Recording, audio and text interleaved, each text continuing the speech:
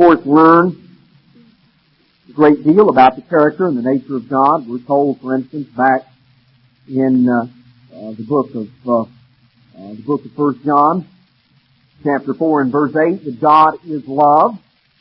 We learn also in 1 John 5:3 that this is the love of God, that we keep His commandments.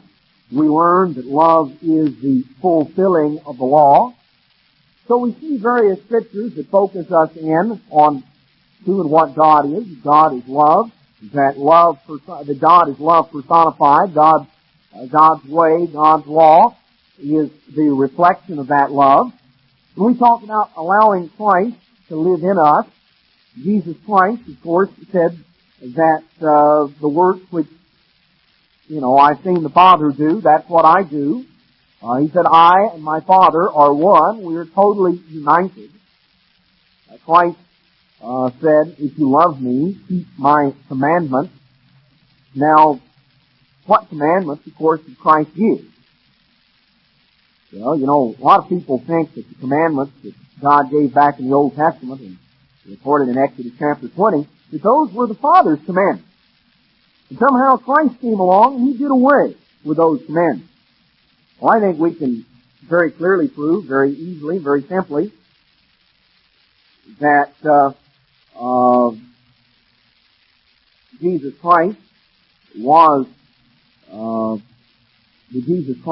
the one that was actually the one that spoke those commandments back on Mount Sinai, recorded back in Exodus chapter 20. We find, for instance, just notice very briefly, which we can prove, Christ said, if you love me, keep my commandments. Now, which commandments did Christ speak? Well, notice, John chapter 5, verse 37. The Father Himself, which hath sent me, is borne witness of me. You have neither heard His voice at any time or seen His shape. Now, we're told right here in John 5:37 that nobody has heard the Father's voice. Christ said, you have neither heard His voice at any time nor seen His shape. And yet, when we go back to Exodus chapter 20, let's notice, Exodus chapter 20 verse 1, and God spoke all these words saying, I am the eternal your God, going right on down. And in the conclusion of that, in verse 19, that they, the people, said unto Moses, speak you with us, and we will hear, but let not God speak with us, lest we die. Now, we find here, according to Exodus chapter 20, that God is the one that spoke the words of the Ten Commandments. And yet, according to John chapter 5 and verse 37, the Father has not, no one has heard the Father's voice. They did not hear the voice of the Father. And yet they heard the voice of God. Well, whose voice did they hear then? Well, according to John 1:1, it says, in the beginning was the Word. And the Word was with God, the Word was God, the same was in the beginning with God. All things were made by Him. Without Him was not anything made that was made. In Him was light, the light was the light of men. And we come on down in verse 14, the Word was made flesh and dwelt among us, and we beheld His glory. Now, here we find that the Word was God. The Word, the Logos, the spokesman. When we come on down to verse 14, it becomes very evident that the one that is called the Word here in John chapter 1 is, of course, none other than Jesus Christ. So, when Christ said, if you love me, keep my commandments, which commandments did Christ speak? Well, Jesus Christ spoke the commandments that are recorded in Exodus chapter 20. Those are not just the Father's commandments, and Christ came and did away with them and introduced a new set. Those were the commandments Jesus Christ gave. The law of God. We're told, as we saw in 1 John, God is love. Love is the fulfilling of the law of God. We're told in 1 John 3:4 that sin is the transgression of the law. So God's law, basically summarized in 10 basic points, tell us the way that God is. They summarize for us, they define for us the character of God, the nature of God, the way of God, the mind of God, the way that God thinks. That Jesus Christ is going to live His life in us. How's He going to live? What's He going to do? Well, it's going to be based on a reflection of that law, of that nature of God. Now, that basic law, which again we went into at the time of Pentecost, we went into the aspects of the Old and the New Covenant, the fact that God made a covenant, a marriage covenant with ancient Israel, that God has made a marriage covenant with the church. What is the basis of the covenant? Well, the basis of the covenant is the law of God. They were called, the two tables of stone on which the Ten Commandments were written and inscribed, were called the tables of the covenant. They were placed in a great ark, which was called the Ark of the Covenant. And that, of course, in fact, there's a statement back in 2 Chronicles 5:10. Has anyone ever asked you what did Moses put in the ark? You know, you think it's a joke. No, Moses didn't put anything in the ark. Noah did. And that's what you think. Well, you're wrong. Notice 2 Chronicles 5:10. There was nothing in the ark except the two tables of stone which Moses put therein at Horeb when the Eternal made a covenant with the children of Israel when they came out of Egypt. Now, obviously, of course, there's two different arks, and usually you hear the statements, what was put in the ark. You think about Noah in the ark, and the ark that he built and put the animals in and all of this. Well, there was another ark, and it was a different kind of ark. It wasn't a boat that was to float. It was a box. It was, something that it was a container. And Moses built that ark. See, Moses built an ark too, different kind of an ark than what Noah built. And Moses put something in his ark. Now, what Moses put in the ark was the two tables of stone, which he put therein at Horeb or Sinai, when the Eternal made a covenant. Now, you know what that ark was called? As you read of it through the Scriptures, it was called what? It was called the Ark of the Covenant. It's called the Ark of the Covenant. Now, the reason it was called the Ark of the Covenant is because what did it have in it? It had the two tables of stone which contained the basis of the covenant. The two tables of stone which contain the law of God, the Ten Commandments. That is the basis of the covenant. You see? God had Moses put that in the ark of the covenant.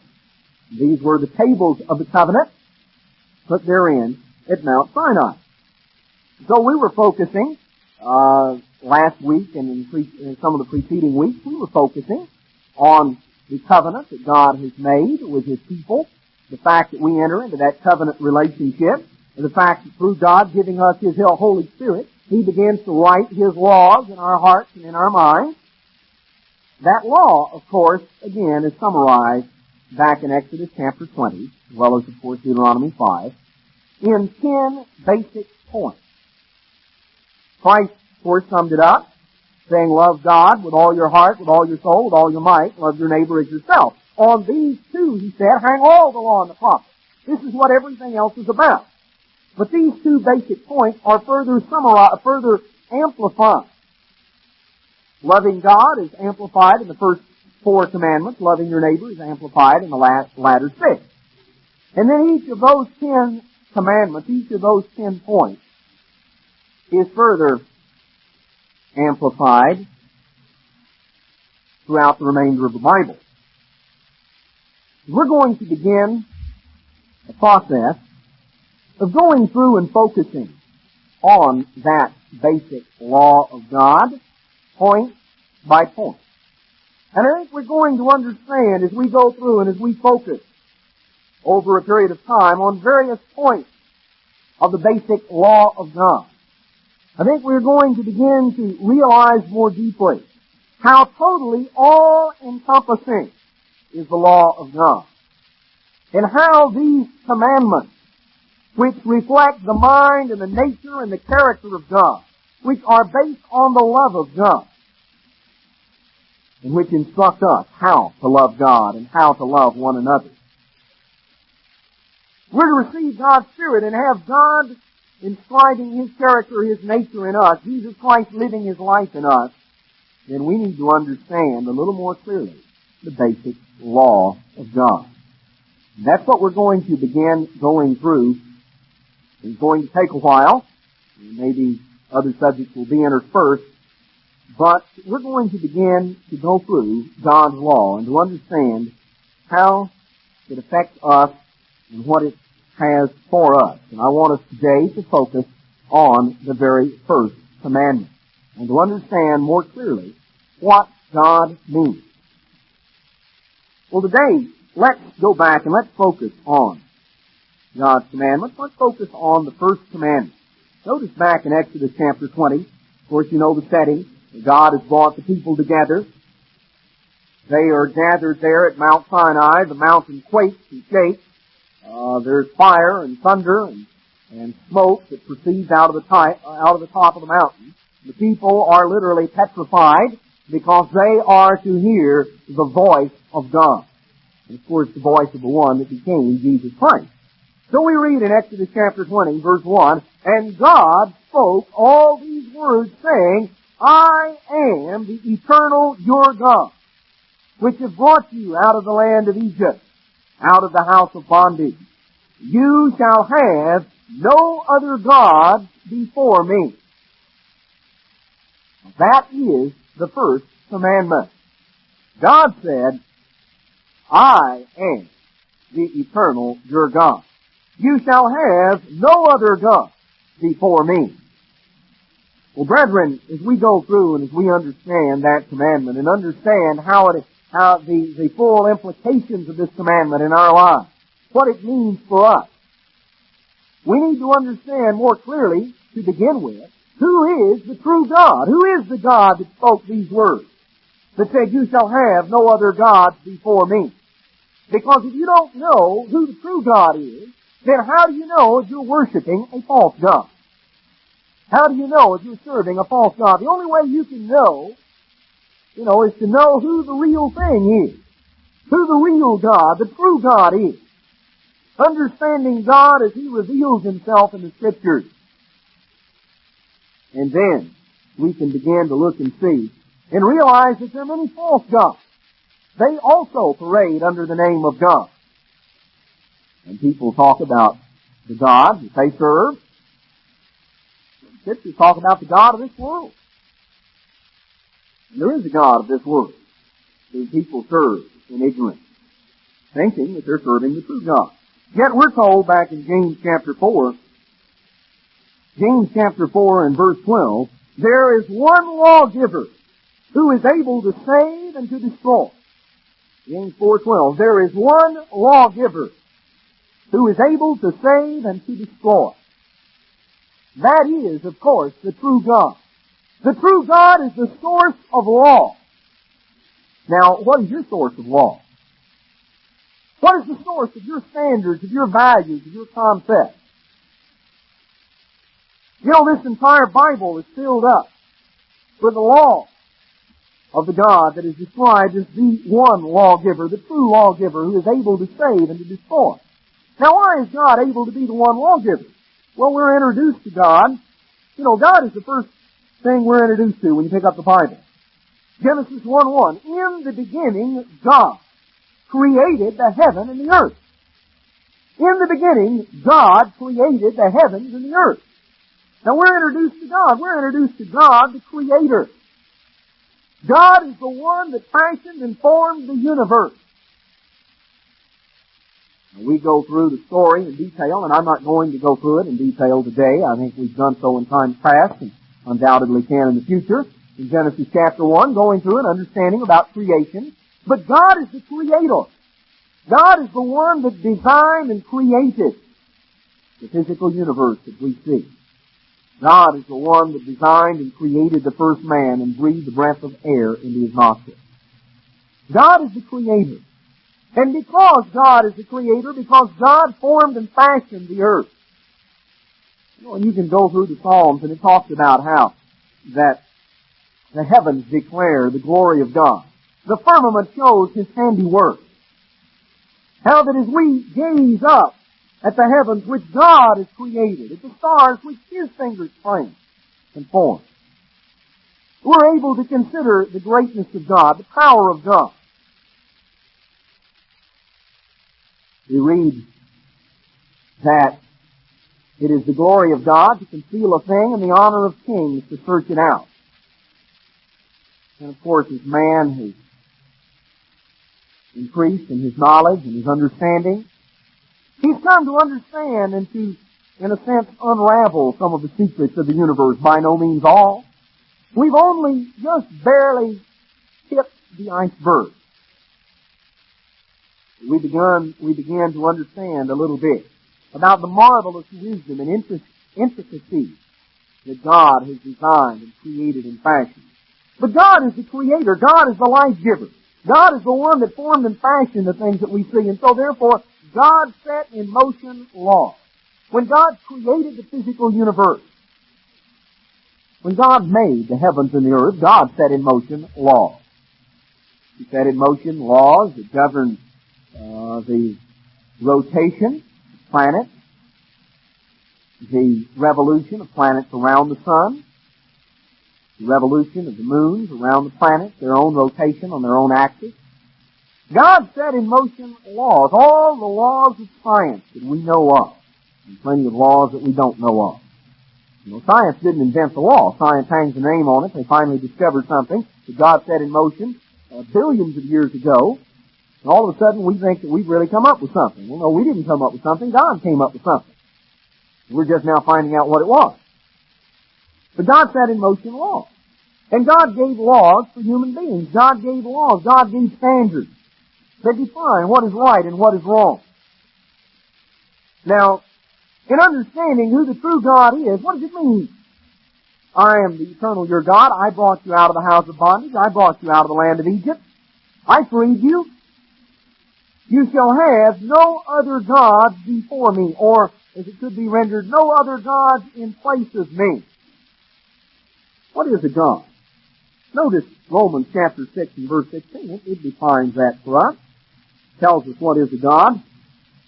What is our God? Romans 6:16. Know you not to whom you yield yourselves servants to obey? His servants you are to whom you obey, whether of sin unto death or of obedience unto righteousness. Whoever you obey. To whom do you give your allegiance? Who do you follow? Who do you honor? Who do you extol? Who do you worship? Who comes first in your life? That's your God. The true God, that is the one lawgiver who is able both to save and to destroy, has set in motion certain laws. Now the world as a whole does not pay heed to those laws. Society does not recognize those laws. Society wants to go its own way and do its own thing. It doesn't recognize the true God. It does not recognize the laws that God has set into motion. That's why, up a little bit further, we're told in James chapter 4 and verse 4, you adulterers and adulteresses, know you not that the friendship of the world is enmity with God? Whosoever therefore shall be a friend of the world is the enemy of God. You know, the true God has set in motion laws. The world is flouting those laws, flaunting those laws, flaunting its disobedience to those laws.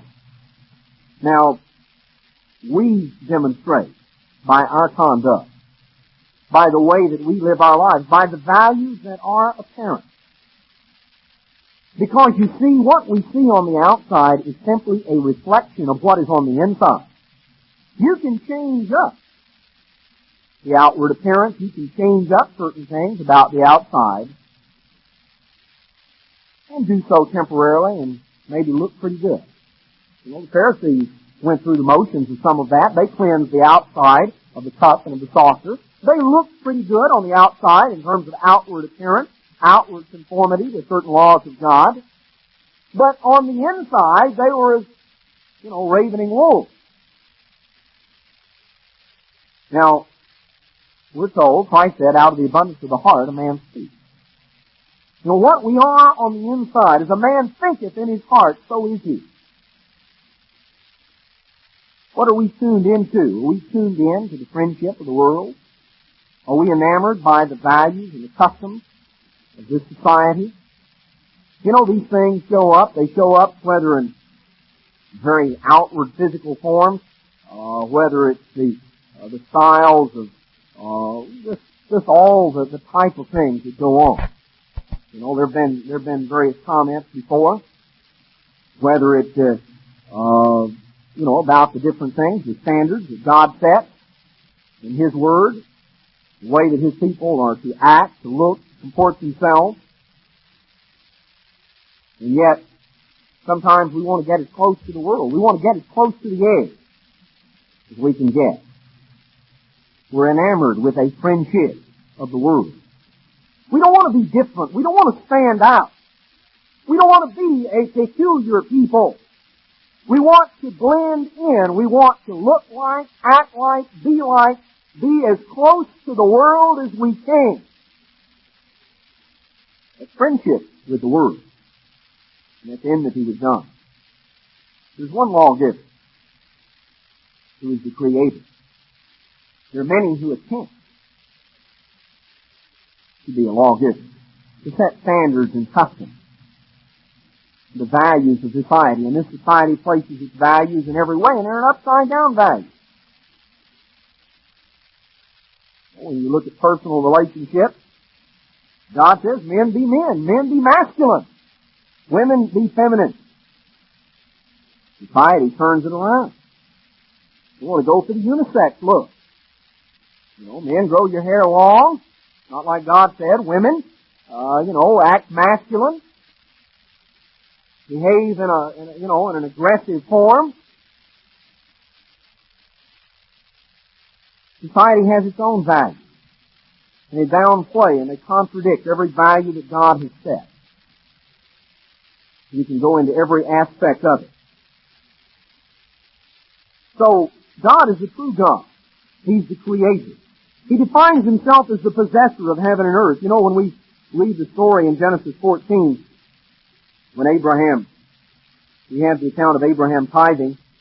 And this is, tithing is introduced in Genesis 14 not as something new, not as some law that God all of a sudden invented and told Abraham about, but it's something, it is simply introduced as an ongoing practice. That after Abram had returned from the slaughter of the kings, Genesis 14:18, Melchizedek, king of Salem, brought forth bread and wine, and he was the priest of the Most High God. And he blessed him and said, Blessed be Abram of the Most High God, possessor of heaven and earth. And blessed be the Most High God, which has delivered your enemies into your hand. And he, Abraham, gave him, Melchizedek, tithes of all. Abraham tithed here is an ongoing practice, an ongoing custom, not something that was invented or added at this time. And he tithes to God in the context that God was the Most High God, the possessor of heaven and earth. So the true God, the God that we're to serve, the God that is the author of the Ten Commandments, the God whose law that we read of in this book, that is a reflection, that law is a reflection of His love. That God is the Creator. That God is the lawgiver. That God is the possessor of heaven and earth.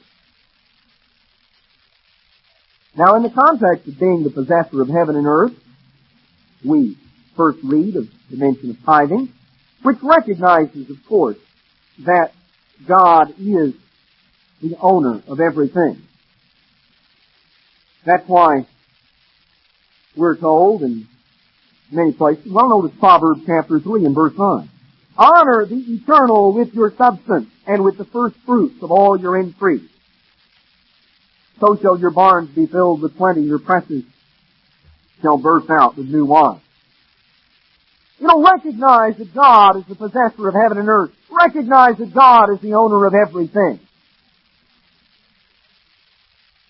And honor that God with the first fruits of your increase. Honor that God with what belongs to Him. Now, there are many prerogatives that God expresses. There are many things about God that define who God is. You know, God reveals Himself through us, reveals Himself to us through His name. God uses many names in the Scripture. The word that is translated Lord in all capital letters in the King James Bible is always spelled in all caps. You'll notice it, as opposed to Lord that is spelled just normally with lowercase letters as well.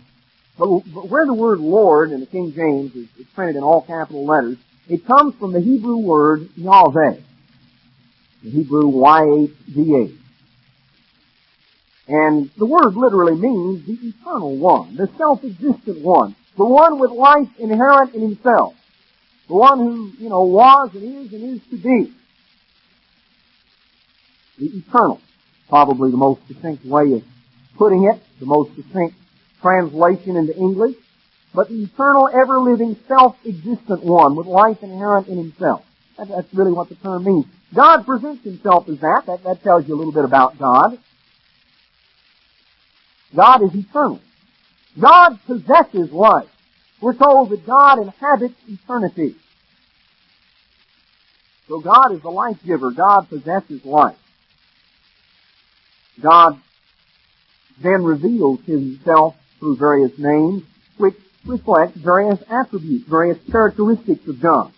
Now, in order to know that we are serving the true God, the Lord High God, the eternal God, the possessor of heaven and earth, the Creator, we have to understand a little bit of who that God is. We have to understand some of His attributes, some of His characteristics, some of the things that God possesses, the abilities that God possesses. Because only by knowing who the true God is and understanding that God are we able to understand that we're truly fulfilling the first commandment. God reveals Himself, as I say, through various names. Exodus chapter 15, God reveals Himself through a name.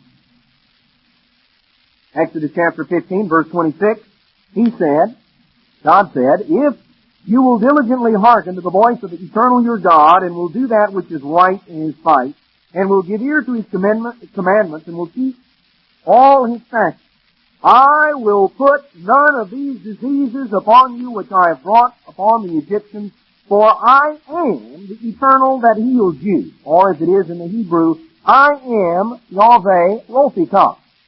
I am the eternal, your healer. Now that's one of God's names. That's part of who God is. That's who the true God is. He is God the Creator. He is God the Lawgiver. He is God the possessor of heaven and earth. He is God our healer. Now when we go back, for instance, to Psalm 103, we find that healing is mentioned in the context of one of the benefits God gives His people. He tells us in Psalm 103, to honor God. He says, praise the Lord, O my soul. Bless the Lord, O my soul. And all that is within me, bless His holy name. Bless the eternal, O my soul. And forget not all His benefits. Who forgives all your iniquities. Who heals all your diseases. God is Yahweh Rophikah. God is God our healer.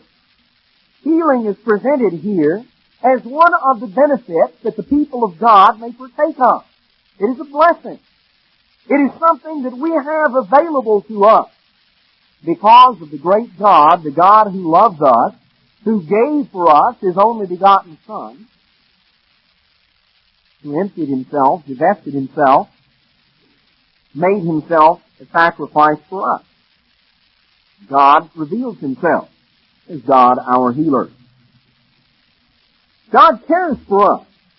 God watches out for us. God is the one that we can go to in time of need, in time of help. He's the one in whom we need to put our trust and our confidence.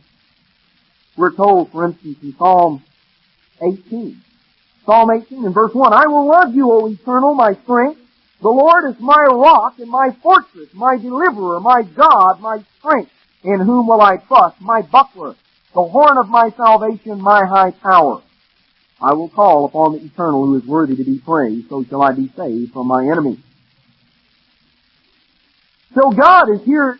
We learn a little bit more about God. Who is the true God? God is our source of strength. God is our rock. He is our stalwart support. So He's a rock, not a piece of crumbling sand. He's a rock. He's our fortress. Our protection. Who is our protector? Where do you put your trust? What do you look to? My deliverer, my God, my strength. In whom will I trust? My buckler, the horn of my salvation, my high tower, my refuge. God is the one that we can look to as our protector, our provider. Notice on over in Psalm 23. Here's the true God. Here's who the true God is. The Lord is my shepherd. He's the one that shepherds us, that looks out for us, that cares for us. More deeply than we can even begin to comprehend. More deeply than we as human beings can even love and care for and cherish our own children. The Lord is my shepherd. Now what's the result of that? What does that mean to say that the eternal God is my shepherd? The result of that is that I shall not want. You know, what was one of the main jobs of the shepherd? Well, one of the main jobs of the shepherd was to feed the sheep, right? You know, if sheep starved to death, the shepherd obviously wasn't doing his job. Why do you have a shepherd? Well, you have a shepherd to watch the sheep, to protect the sheep, to feed the sheep, to care for the sheep. We're told here, the eternal is my shepherd. The result of that is I shall not want. I'm not going to be in need because I've got a shepherd that I can look to. He makes me to lie down in green pastures. He leads me beside the still waters. You know, God leads us. He leads us into the good areas. Now that term, He leads me beside the still waters or the waters of quietness. He restores my soul, my life. He leads me in the paths of righteousness for His name's sake. Yea, though I walk through the valley of the shadow of death, I will fear no evil. For you, God, the God who is our shepherd, are with me. Your rod, your staff, they comfort me. Where do we look to in time of need? Where do we look in time of trouble, in time of difficulty? Where do we look when we need help? To the God who is our shepherd? To the God who says we don't ever have to walk alone? And if we walk alone, it's my choice. God leads us in the paths of righteousness. Now, when we veer off the paths of righteousness and are going our own way, we're going to persist in our own way and we're not going to follow the path where God leads, then yes, we might walk alone. So God is our shepherd and God will lead us, God will guide us, and we're willing to follow in the paths that He leads us. We don't ever have to walk alone, and it doesn't matter through what we have to go. It doesn't matter the valley of the shadow of death. It doesn't matter how sore the trial. We're not alone. We don't face it by ourselves. Because I'll fear no evil. You're with me. Your rod, your staff, your protection comfort me. You prepare a table before me in the presence of my enemies. You anoint my head with oil. My cup runs over. Surely goodness and mercy shall follow me all the days of my life, and I will dwell in the house of the eternal forever. I'll be where God is. I want to be where God is. God is our shepherd. The one who cares for us. The one who leads us. The one who guides us. Who provides for us. The one who sees that we never have to walk alone. God is our Father. And He loves us more tenderly than we as human parents can even love our own children. Jesus Christ showed us in Matthew chapter 6 that we're to address God as our Father. That we're to recognize God in this area. We're told, for instance, in Matthew chapter 6 verse 8, Be not ye therefore like unto them, those who use vain repetitions, who, go on and on and on with their little chants and rituals. Be not therefore like unto them, for your Father knows what things you have need of before you ask. After this manner, therefore pray ye. In this way, following this basic outline. Our Father, which art in heaven, hallowed be your name. We're told to address God as our Father, realizing that God loves us. God watches over us. He is our Father. He does care for us. He loves us. He stands ready to give us good gifts. So when we're told that we're not to have any other gods before the true God, who is the true God? Well, the true God is the one that is the Creator. He is the one that is the lawgiver. He is the one that is the possessor of heaven and earth. He is the God that is our healer. He is the God that is our protector and our provider, our maker, our shepherd, our Father. The God who loves us and cares for us. The God who is our source of help in time of need. Who is our refuge in time of trouble. The true God. The God of the Bible. The Creator and the lawgiver. Now, as a nation, we don't recognize that God as a nation. The physical descendants of the people to whom those words were first spoken.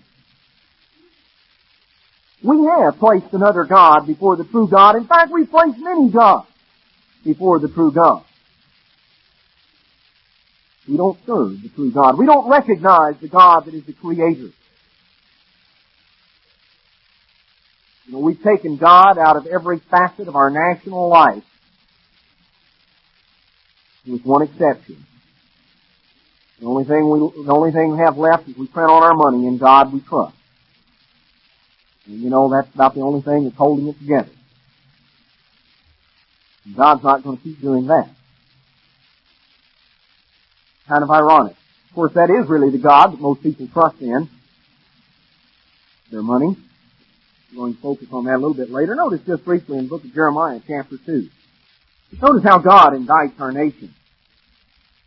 God says in Jeremiah chapter 2, verse 11, has a nation changed their gods, which are yet no gods? Have the pagans changed their pagan gods? Oh no, they hold on to them. The Buddhists are still Buddhists. They still follow the teachings of Buddha. And the Confucianists, in their confusion, still follow the teachings of Confucius. Hindus, still follow their religion. The Muslims follow theirs. Has a nation changed their gods, which are yet no gods? No. But my people have changed their glory for that which does not profit. Be astonished, O you heavens, at this, and be horribly afraid. Be you very desolate, says the Eternal. For my people have committed two evils. They have forsaken me, the fountain of living waters, and hewed them out cisterns, broken cisterns, that can hold no water. God says, my people have forsaken me, the source of living waters. God draws an analogy comparing himself like a fountain, an artesian well, a never-ending source and supply of good, fresh water. God says, I'm the source of everything you need. And yet the people, as a nation, we've forsaken God, the true God, the source of everything we need. And we've hewed out cisterns, broken cisterns, which can hold no water. A cistern is not a real good source of water at the best of times. A broken cistern is just not worse than nothing, because it can't even hold any water. A cistern doesn't have any water in it except what you put in it, and what collects from rainfall. So, it's easily used up, easily evaporated. It doesn't last all that long. Depending on use, you have to be pretty sparing when your only source of water is a cistern. source of water is an artesian well, you've got a seemingly never-ending supply. God says as a nation, we've rejected the true God and we've gone after a false God. Notice back in the law of God. Notice back in the book of Leviticus, chapter 18. Notice what God instructed our forefathers. Leviticus chapter 18 and verse 21. God said, you shall not let any of your seed pass through the fire to Molech. Neither shall you profane the name of your God. I am the Eternal. You shall not let any of your seed, any of your children, pass through the fire to Molech. Now let's go on back to Deuteronomy. Deuteronomy chapter 12. Let's notice similar statements. Deuteronomy chapter 12, let's take it in verse 29. Well, let's start on up in verse 28. Observe and hear all these words which I command you, that it may go well with you and with your children after you forever, when you do that which is good and right in the sight of the Eternal your God.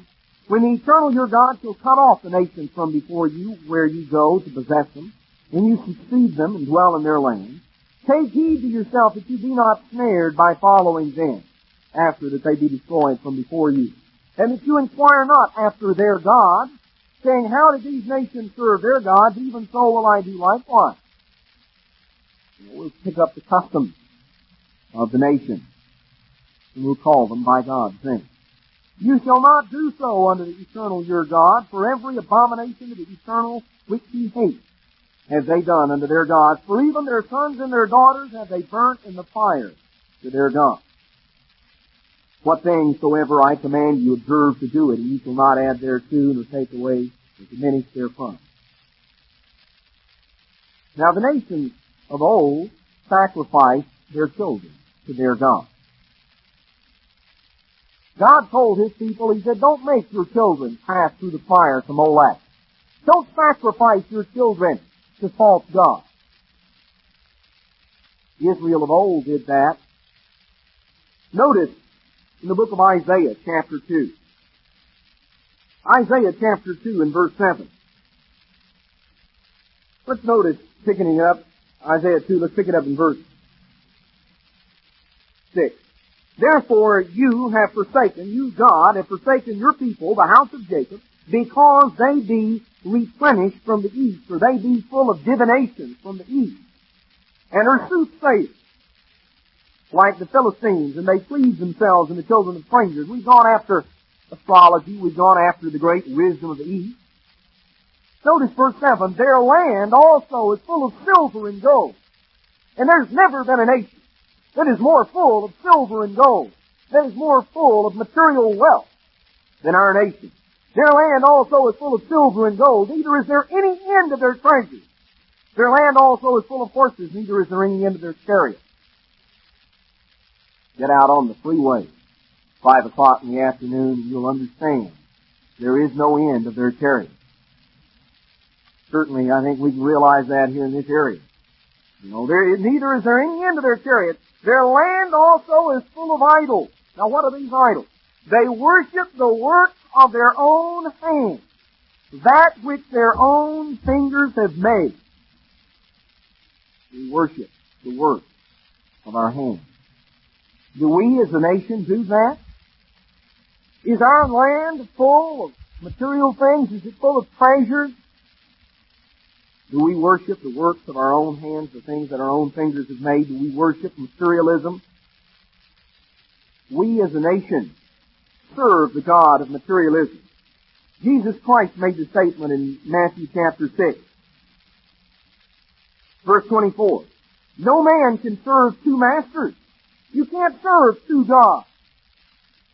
No man can serve two masters, for either he will hate the one and love the other, or else he will hold to the one and despise the other. You cannot serve God and mammon. The word mammon simply means money. It means physical riches. You cannot serve God and materialism. You can't serve two masters. Now in this nation, we don't serve two masters. We serve one master. And that master that this nation serves is the God of materialism. What about God's commandment, you shall not pass your seed through the fire to Molech. You shall not sacrifice your children to false gods. Have we in America sacrificed our children on the altar of materialism? I think so. There's, the evidence of this kind of thing, what we've done, what we've allowed as a nation, very striking. There's an article back in the Christian Science Monitor back several years ago. The title of the article is "The Real Culprits Found in the War Against Drug Abuse." Found the real culprit. After years of experimentation, research, sometimes pure guesswork, a number of professionals in the war against drug abuse have concluded the problem is not drugs after all. The real culprits, these professionals believe, are alienation, boredom, loneliness, and low self-esteem. As a result, in a growing number of suburban American communities, and named several, trying to start various widely divergent drug prevention programs designed to remove the root cause of drug and alcohol abuse. Now, this was written several years ago, and they haven't succeeded because they haven't been able to get at the root of the problem. Now, what they focused on what part of the root of the problem is, but they ran a survey, recent survey of about 600 suburban high school students, showing about 7 in 10 have a sense of feeling removed, not cared for, generally alienated. He added, this particular expert, that if alienation, loneliness, and boredom are accepted as some of the prime causes of youthful drug abuse, then the study shows the seeds of that problem are not going away, but in fact are expanding. Because you see, the divorce rate in the United States is the highest in the world. Maybe you didn't realize that. The divorce rate in the United States, and this is from an article in Christian Science Monitor back a matter of a few months ago, almost 40% of all marriages today end in divorce. The remarriage rate is high. 4 out of 5 divorced persons remarry. But the divorce rate for remarriages is even higher than for first marriage. What it shows, of course, the people didn't learn.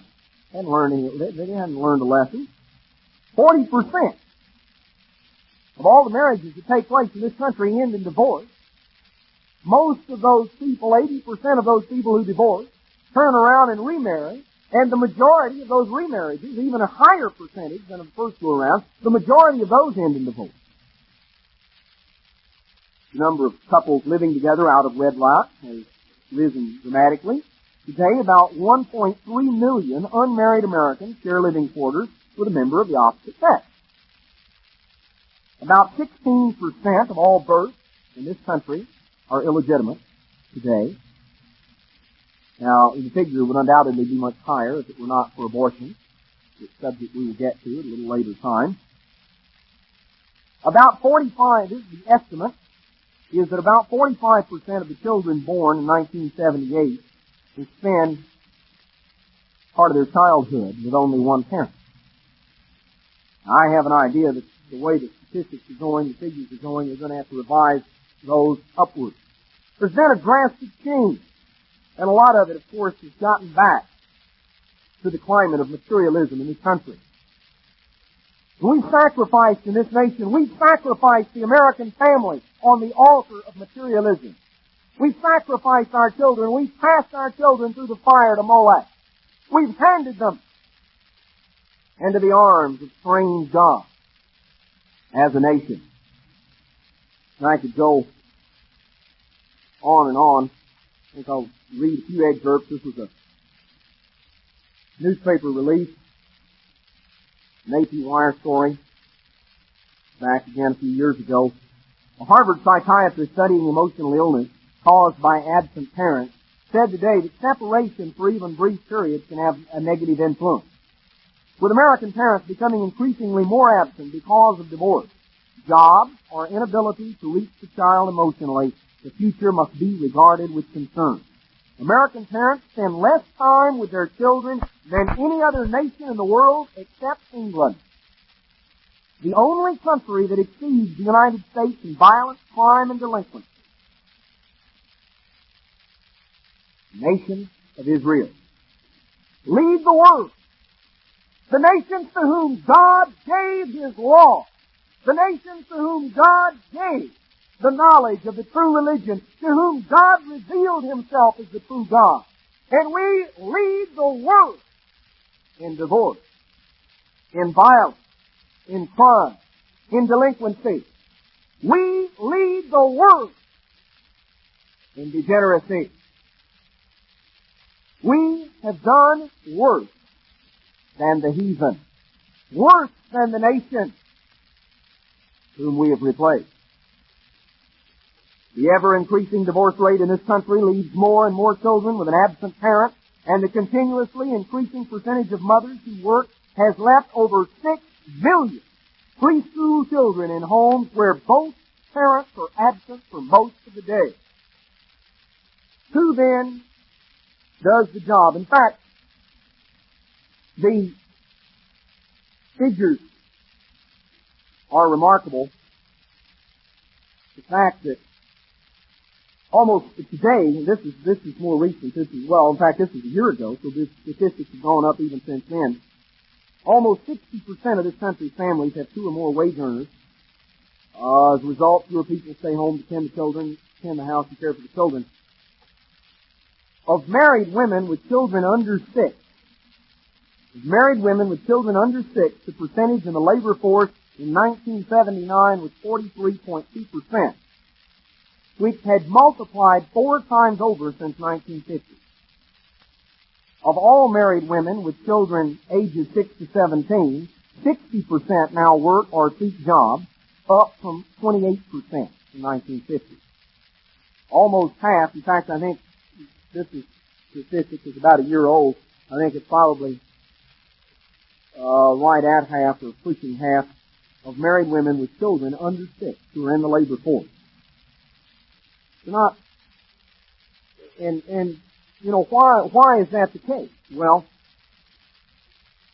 of course, time after time, the reason is in order to have more, in order to keep up with the Joneses, so to speak. We've got, you know, who takes care of the children? What happens?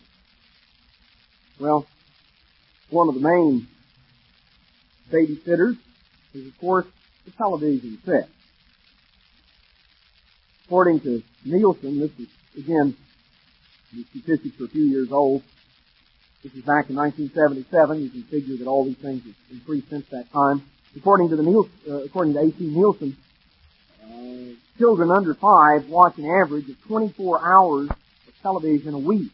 That may, the effects are potentially enormous. Multiplied out over 17 years. This rate of viewing means that by his high school graduation, today's typical teenager will have logged at least 15,000 hours before the small screen. More time than he will have spent on any other activity except sleep. Present levels of advertising and mayhem, he will have been exposed to 350,000 commercials and vicariously participated in 18,000 murders. Well, there are various things that can go on. I'm not going to go into all of it. But the point is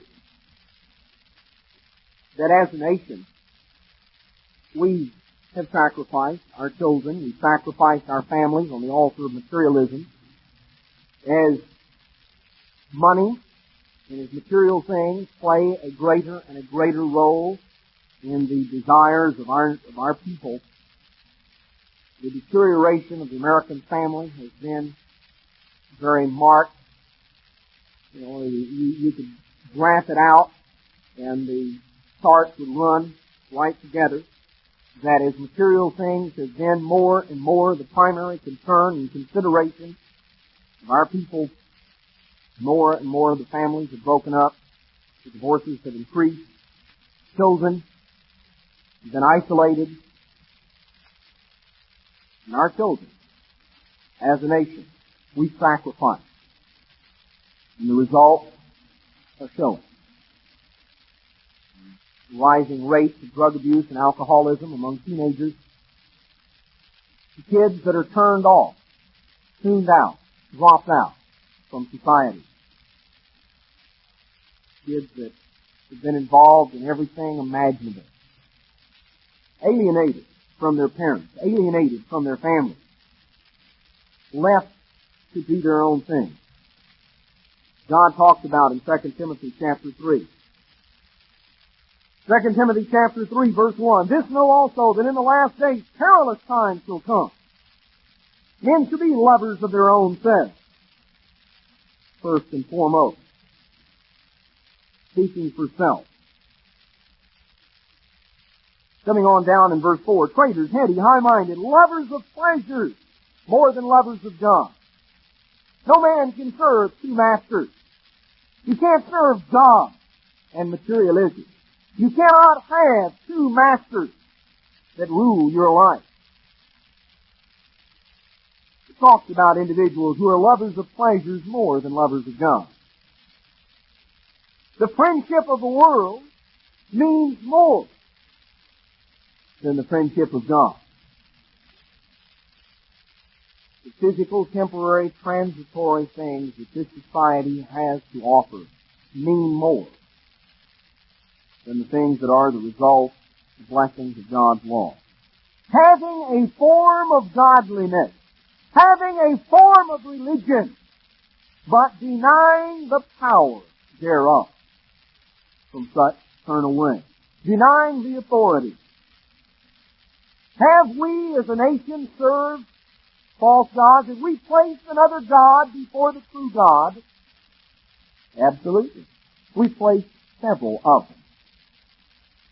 First and foremost, we placed the God of materialism, on whose altar we sacrificed our family, into whose arms and through whose fire we passed our children. We destroyed, as a nation, a generation. Passing them through the fire to Molech, destroying them just as certainly as our forefathers in the valley of Tophet, who took their little infant children and presented them into the brazen arms, big fat idol, with fire burning underneath. We've destroyed in our nation our children, just as certainly, just as surely. We serve another God. We've not recognized God as our protector, as our provider. We've not recognized God as our help in time of need. Back in Jeremiah chapter 17 and verse 5, God says, "Thus says the Eternal, cursed be the man that trusts in man, and makes flesh his arm, and whose heart departs from the Eternal." You know, it was really ironic. Several days ago, there was an article on the front page of the Houston Post, and I don't know how many people really noticed the irony of it all. But there were two main articles that dominated the front page. One of these articles was a speech by President Reagan, spoken at one of the military academies, in which he reiterated our need for more military weaponry to defend this nation, in which he reiterated the need of this nation to pour more and more and more of its resources into the arms race, to build up vast armaments by which we could protect ourselves. And right across the page from this article was another article, in which it described one of the worst debacles that has taken place in the history of this country, in terms of just a horrible tragedy, of over $1 billion worth of damage that was done to all these fighter planes and all this weaponry that was destroyed on this particular ship when the plane crashed. The lives that were lost, the weaponry that was destroyed, the well in excess of $1 billion, almost $2 billion worth of damage that was done to our weaponry, our advanced weaponry, on this carrier off the coast of Virginia. You know, the scripture couldn't help but come to mind here, Jeremiah 17:5. Cursed is the man that trusts in man, and makes flesh his arm, whose heart departs from the eternal. We want to trust what we can do. We want to trust in our armaments and in our missiles. We want to trust in what we humanly can do. Pretty vain, pretty empty. The very day we're calling for more massive government expenditures in the arms field, almost $2 billion worth of arms go up in smoke. Not because the enemy attacked us, but because we, crashed our own plane into our own ship. You depend on human beings, you're in trouble. You know, it's going to take $1 trillion just for catch-up. This was an article in U.S. News and World Report back a short time ago. The biggest peacetime U.S. military build-up in 2 decades is in the works. But concern is rising that there may be too little too late to check Soviet advances. A 5-year plan calls for more than $1 trillion to increase military pay, buy new ships, warplanes, tanks, weapon systems, and deploy a new nuclear strike force in Europe. The administration's $147 billion spending plan for 1981 is the first installment in a 5-year plan that will, with the impact of inflation, push the 1985 defense budget above $225 billion. The 5-year total to more than $1 trillion. We are rapidly approaching the point where, as was the case during the Vietnam War, 10% of our gross national product is being spent in military and military-related fields. 10%. A tithe. We as a nation are tithing to the God of war. Another place where we sacrifice the cream, the crop of our young manhood. An arm of flesh, to whom we've looked for protection. God tells us in the book of Lamentations that He's going to take down the hedge that He's put around this nation. We're going to realize too late that our protection has come from the great God, the God whose law we have disregarded, the God on whom we have turned our back as a nation. We serve the God of materialism. As a nation, we serve and tithe to the God of war. We sacrifice our children to the God of war, as well as to the God of materialism. You know, there are other gods. We went through and we focused on some of the other, on the various characteristics and attributes of the true God. Of course, one of those is we focus on the fact that God is our healer. Interesting statement here made in U.S. News and World Report back a short time ago. It says the cost of health care or medical care, I guess really you shouldn't say health care, I ought to say sickness care, because that's what we do in this nation. The cost of sickness care in the United States is rising at an astronomical rate. There's no relief in sight. Health bills, they're not health bills. They're not paying for being healthy, they're paying for being sick. Are going up faster than those for any other cost of living item.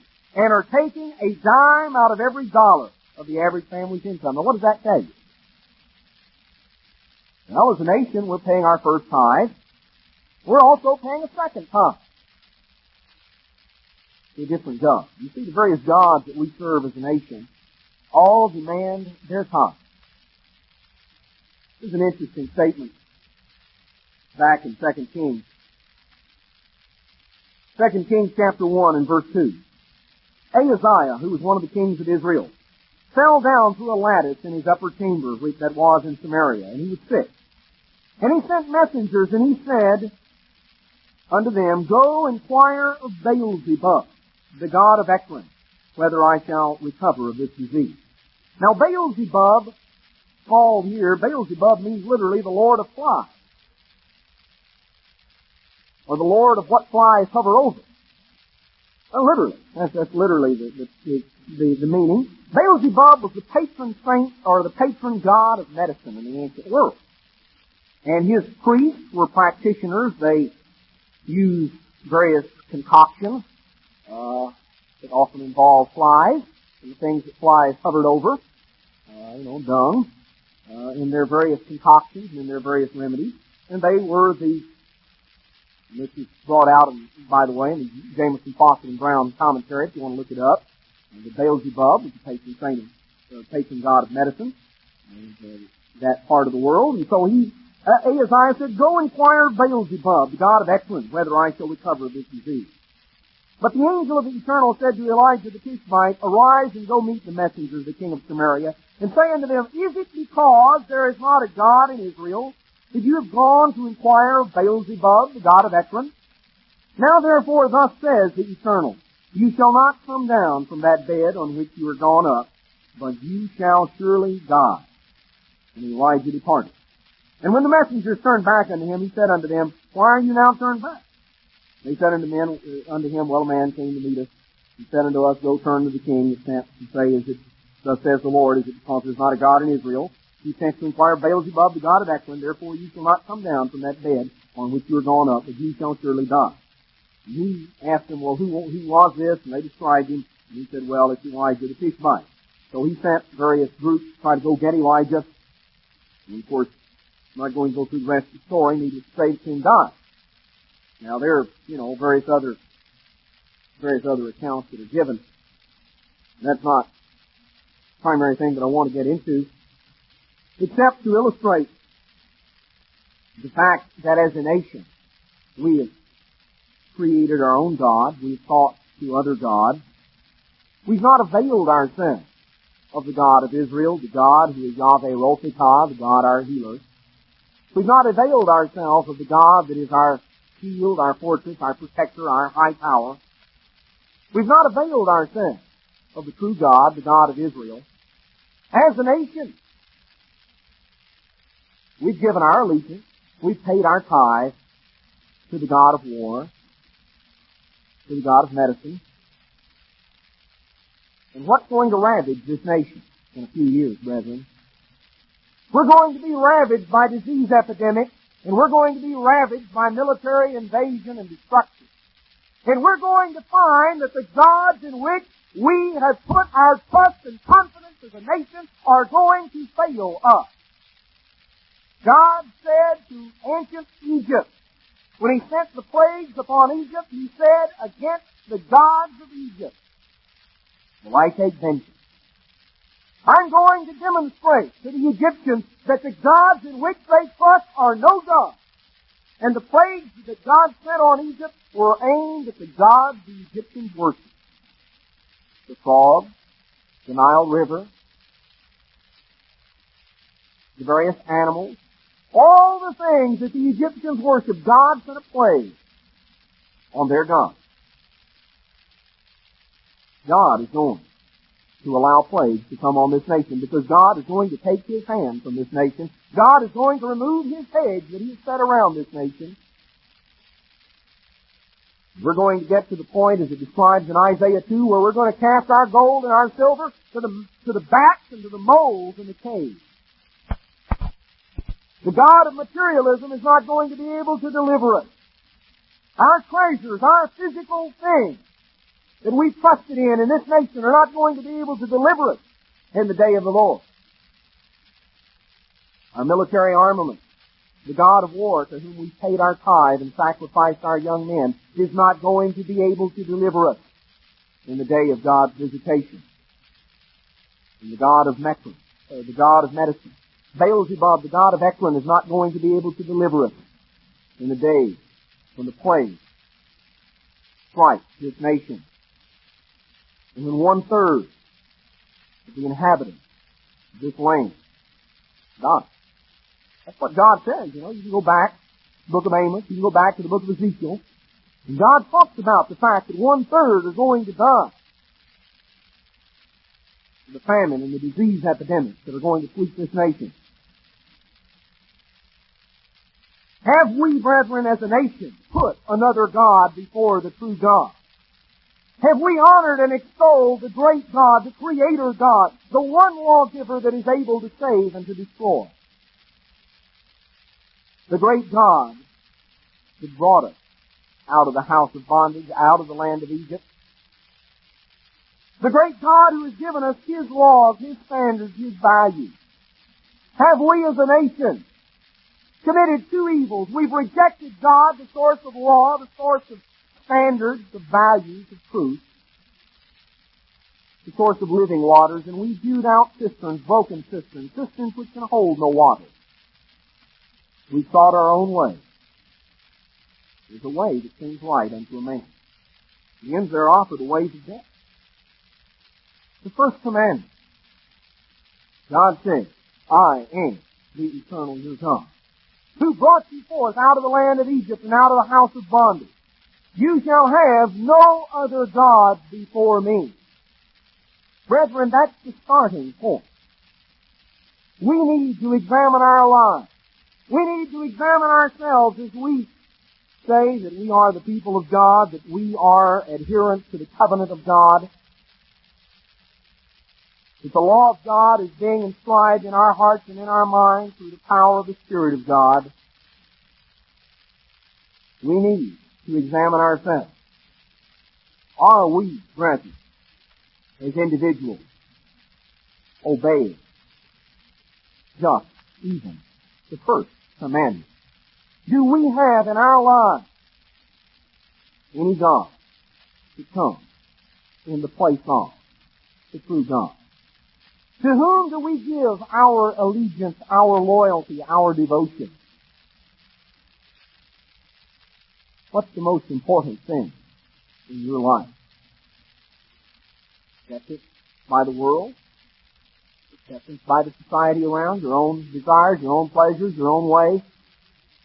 Or, brethren, are we truly seeking to live by every word of God? Are we seeking to serve the true God, the God of Israel, the Creator God, the Lord High God, the possessor of heaven and earth, the great Creator God, the Lord who is our shepherd, our Father, the God who loves us, and who desires to give us every good thing? That, brethren, is the true God. He holds out many blessings and many benefits. And if we seek it with our whole heart, we will be a partaker of the benefits and the blessings that come from worshiping and serving the true God, the real God.